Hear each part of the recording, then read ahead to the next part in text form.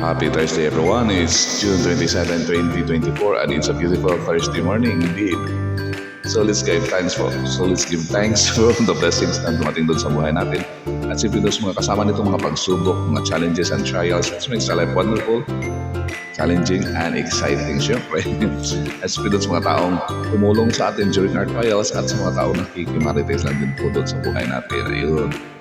Shoutout to kay Glenda, kay Lesnar, kay Pucci, kay Margie Crane, kay Cecil Boris, kay Mama Lu, Luis and Susan, Henry Carlin, and Dana Medina, Boss Banoy, Boss Paging ng Gitago, Jima David, Inday Araso, Elizabeth Guevara, ID Villamero, Rachel Pastolero, at kay Eds My Love, at sa lahat ng technician and staff of Crosslink Iligan, Lanao del Norte, Osamin, Zamboanga, and Davao.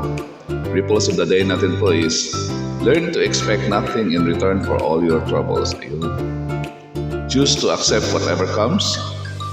Be content with what we have and hopeful towards tomorrow. Smile and laugh often. In every minute of life will be a gift, a surprise, a blessing. Yun. Thank you for following, liking, sharing, and subscribing to these videos. Good morning and have a blessed Thursday, everyone.